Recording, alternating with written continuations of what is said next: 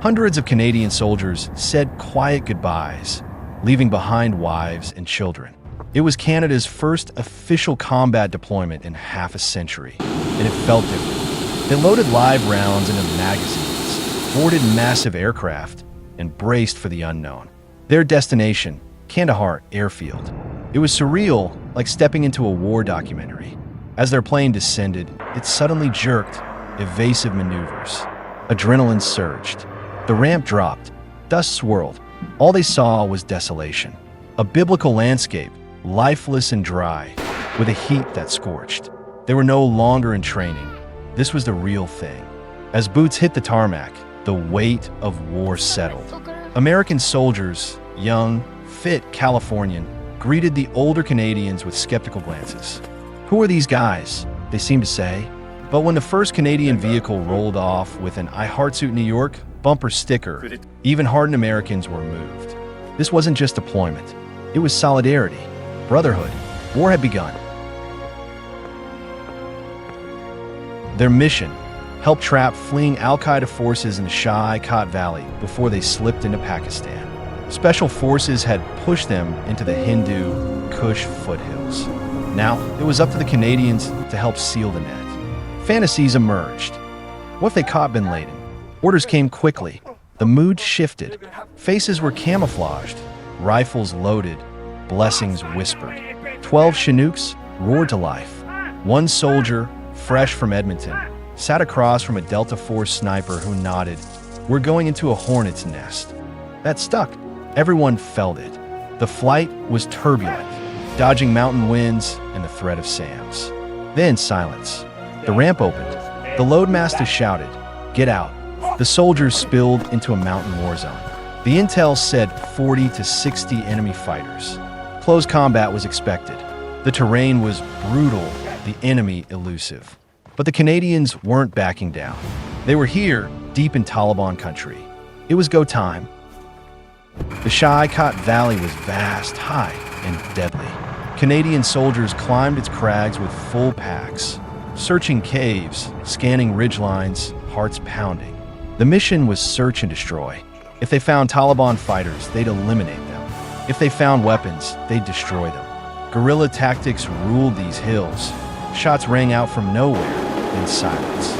Always vanishing shadows. The enemy never stayed long. It was cat and mouse at 10,000 feet. The terrain gave them no advantage. Helicopters hovered far overhead. B-52s pounded distant peaks. Still on the ground, it was man-to-man. The Canadians pressed forward, clearing one valley after another. American commanders were impressed. Still, they needed more precision, eyes on high ground. That's when Canadian snipers were called in. Their job: overwatch and interdiction. If fighters tried to sneak through, the snipers would stop them. Cold.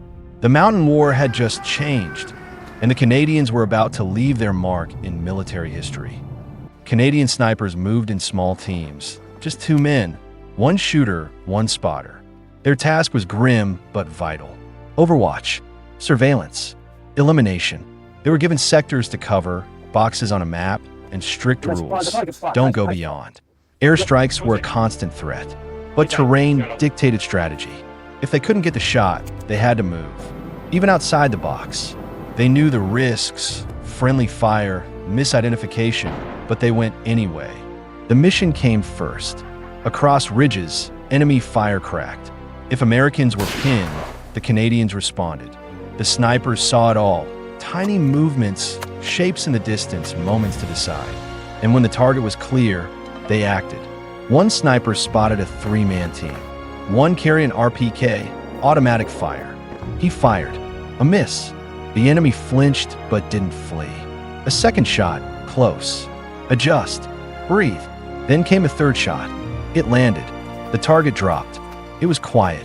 No cheers. Just one word: hit. It was work. Professional. Precise. The distance was staggering. 2,430 meters. Over 1.5 miles. Wind, terrain, air density, it all mattered. Yet from that cold ridgeline, a Canadian sniper made history. A kill confirmed. World record, the longest combat sniper kill ever recorded at the time. But there were no celebrations, no high fives, just quiet awe. Back at base, word spread fast. American soldiers, veterans of countless fights, stood in admiration. They were stunned. Those Canadians, with the long guns, respect flooded in. The snipers had done more than take a shot. They had saved lives, protected comrades. Their precision had turned the tide in a dangerous operation. Suddenly, Canadians weren't just support. They were key players. Their reputation soared. Among elite units, they were now equals. The mission's success had a face, and it belonged to a quiet sniper, camouflaged in the dust, breathing slowly, doing his job. And in doing so, reshaped how the world saw Canada's military. As the troops pulled back, the valley was cleared. Al-Qaeda elements had scattered or died. The mountains were silent once more. The mission, though not without cost, was called a success. Canadian soldiers returned to base, exhausted, changed. The Americans welcomed them like brothers. Stories were traded, bonds forged. One phrase echoed through the camps. Did you hear about the Canadian snipers? It was respect hard-earned. But it wasn't just about the kill shot. It was about heart, grit, solidarity. The bumper sticker on that first vehicle wasn't a joke. It was a message. We're with you. In every firefight, in every climb, in every decision to push forward, Canada had stood tall. The soldiers might have looked older, but they'd proven themselves young in spirit, fierce in battle, and dependable in chaos. As they packed for home, many knew they'd be back. The war wasn't over. But one thing was clear, Canada had arrived, and the world had noticed. Years have passed, but those moments echo still. Soldiers who once feared the unknown now wear it as a badge of honor. The mission to Afghanistan marked a turning point, not just militarily, but personally. For many, it was an awakening. It showed them who they were. For Canada, it ended decades of military dormancy and proved its soldiers could match the world's best. The sniper team's record still stands as a symbol of precision, nerve, and courage. But perhaps more important was what they showed allies, that Canada wasn't just peacekeeping, it was battle-ready. This was not just war, it was history. As new generations step into uniform, they walk in the footsteps of those who braved the Shah-Khat. The story isn't about one shot. It's about a nation rediscovering its strength. Like, share, and subscribe to honor those who stood in the dust of Kandahar and never blinked. Their story deserves to be remembered.